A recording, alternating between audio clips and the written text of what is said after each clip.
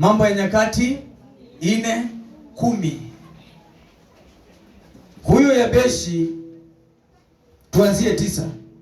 Naye Yabeshi alikuwa mwenye heshima kuliko nduguze, na mamaye akamuita jina Yabeshi, akisema ni kwa sababu nalimzaa kwa huzuni.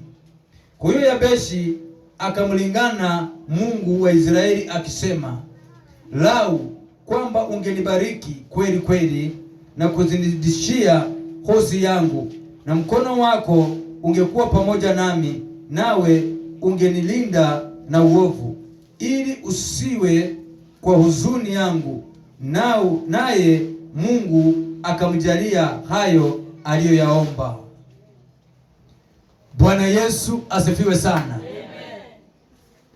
Kulikuwa na mtu mmoja anaitwa Yabeshi, na yeye alikuwa ni mtu wa heshima zake. Lakini Biblia inasema ya kwamba mama yake akamupa jina Yabeshi, sio ya kwamba ilikuwa ni jina tu ya kawaida. Wewe ukifuatilia majina yako, ukifuatilia majina uliopewa, lazima kuna jambo ambalo pengine lilitokea na ndiposa ukaitwa ile jina. Haleluya.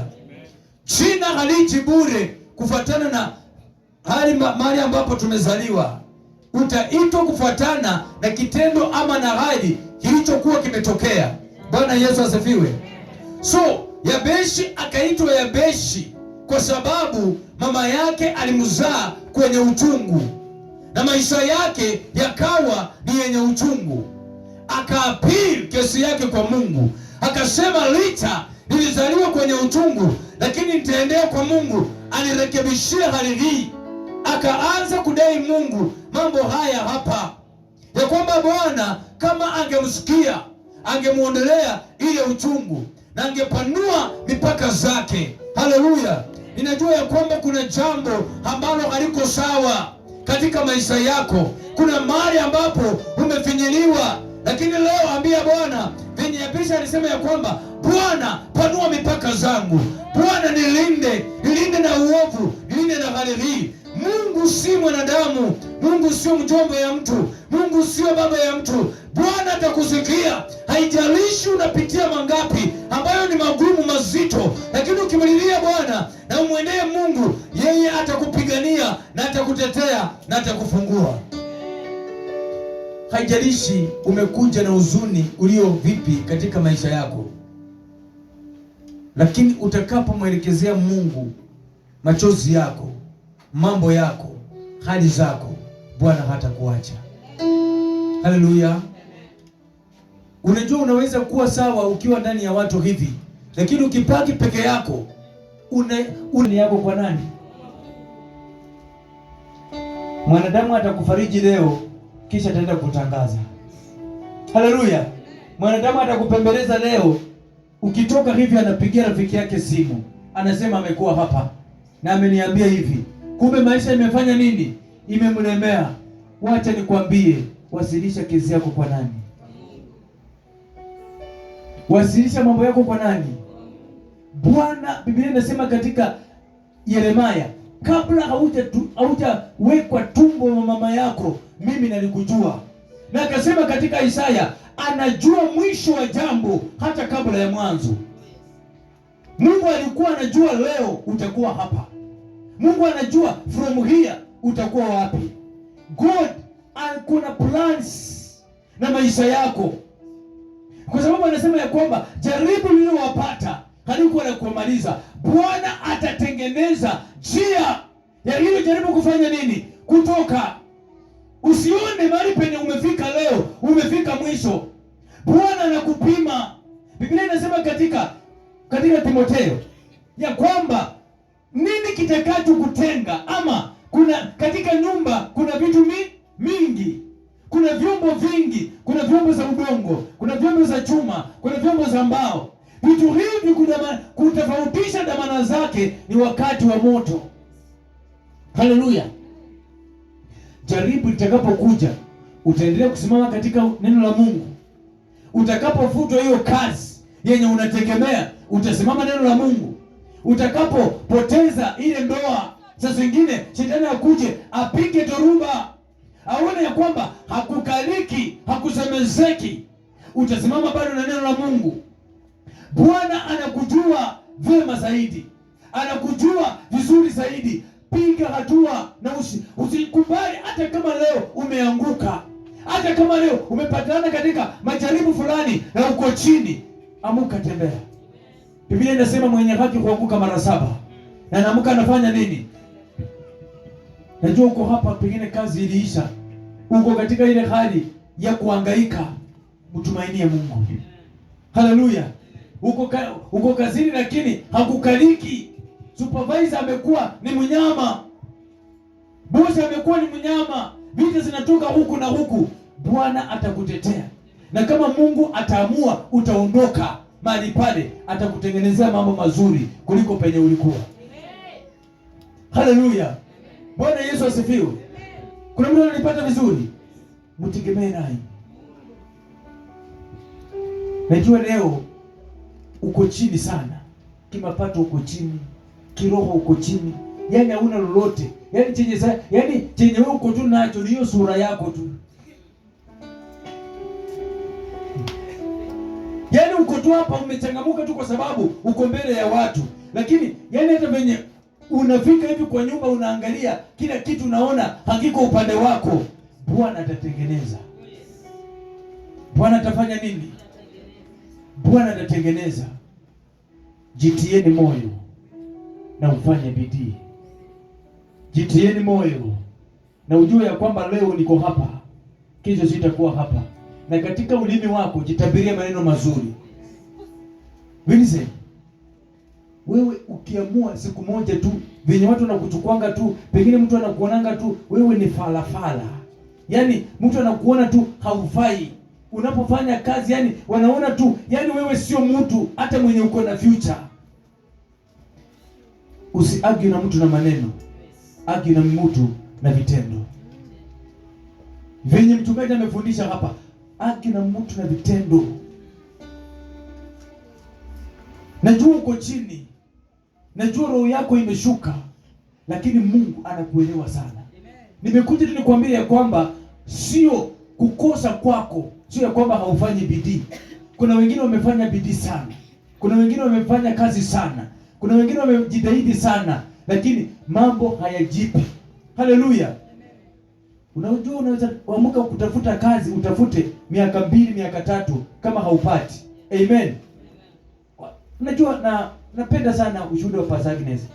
Pastor Agnes, baba alikaa miaka ngapi bila job? Miaka 8. Kama Pastor Agnes tu anachapa tu kazi, kukula, kuoga, sabuni, watoto school fees. Kama ungekuwa wewe, kama ungekuwa wewe Rachel, useme tu sasa ni wewe, hauwezi jua. Rachel sasa unaweza shtukia Rachel amechukua skirt amepatia huyo jamaa na amevaa longi yake na amesimama anasema, si sasa maisha imekufikisha hapa, tubadilishane tu mai. Haleluya! 8 years sio wote wanaweza vumilia. Si ni ukweli? 8 years sio wote wanaweza vumilia. Juzi nilisoma kwa lori nyuma, mimi naifuata lori iko nyuma, inasema wanaume wengine hawajui kama wako single, lakini wengi wako. Ukitaka kujua uko single ama umeoa, poteza kazi.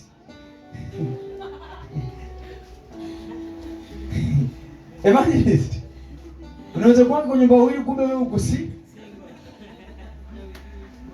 Hujui? Hapo ndio penye unaona, utakuwa unaona tu vitu zinaanza tu kupungua kwa nyumba. Ukiuliza anasema uko na receipt ya hiyo? Nilinunua na pesa ya.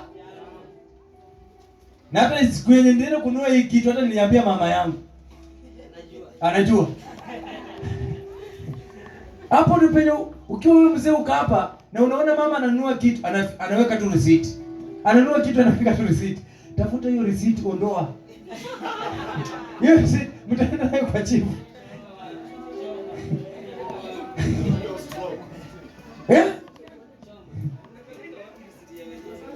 Haleluya. Ama tafuta hiyo receipt mahali penye wameandika jina yake, weka mstari stroke, waandika jina yako pia mbele. Itakusaidia. Mimi nitakusaidia.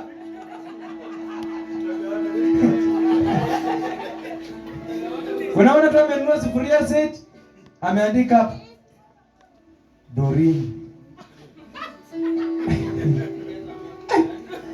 Nikiipata sina kugombana na mtu, naweka tu stroke mark. Na mbele naweka sainia, nairudisha kwa draw. Na ngoja ile si. Bwana Yesu asifiwe. Si rahisi. Lakini najua kuna watu wanapitia mambo mazito, magumu. Bwana Yesu asifiwe. Shetani anaweza akakupika paka ukisimama hapa, hata kama ulikuwa unafundisha, unasimama hapa, unafika hapa, unaanza kuangalia Biblia, unaona vimulimuli. Haleluya. But God, Mungu wa mbinguni atakupigania. Katika Ayubu inasema ya kwamba anayenielewa atakapomaliza kunijaribu, natoka nikiwa nimeng'ara zaidi. Natoka nikiwa niko juu sana. Najua leo umehangaika sana, umeapply, umepigia ndugu simu, umepigia watu wenye unajua wanaweza kukupa kazi, hawajakupa. Unafanya kazi nyingine yenye hata wewe mwenyewe ukiangalia kweli hii si kazi yangu. Haleluya. Mimi kuna wakati nilikosa kazi nikaandikwa dereva kwa mama mwingine. Akanihesabia kazi yenye nitakuwa nafanya. Unatoka asubuhi, unaenda town, unatoka town, unaenda kana Nairobi University, alafu ukuje umchukue, umpeleke job, ukuje kule njaro kidogo, saa 12 umpeleke kwa bar. Na mimi ni mchungaji. Ukimpeleka kwa bar, akunywe na ana bwana. Alafu saa 5 uende umchukue na anajifanya amelewa sana, umpeleke paka kwa bedroom. Philip, kama ni wewe kazi ungefanya mengawaje?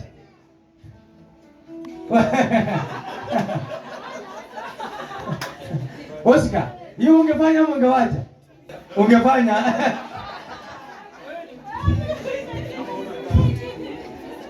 Bwana Yesu asifiwe. Elvis ungebeba mpaka kwa room.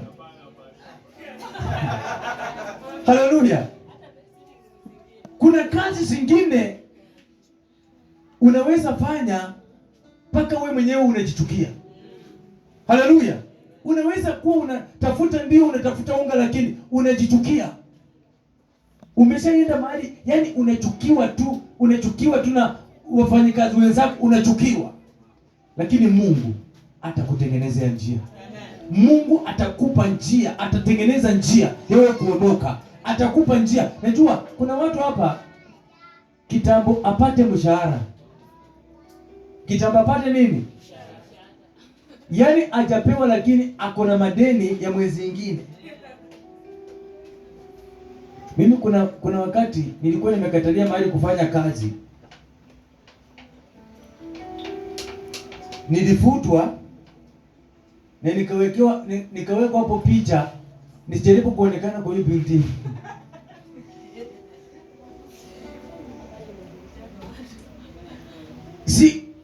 Na ile wakati hiyo gari nilikuwa nimeendesha, sijai gongesha, sijai fanya nini.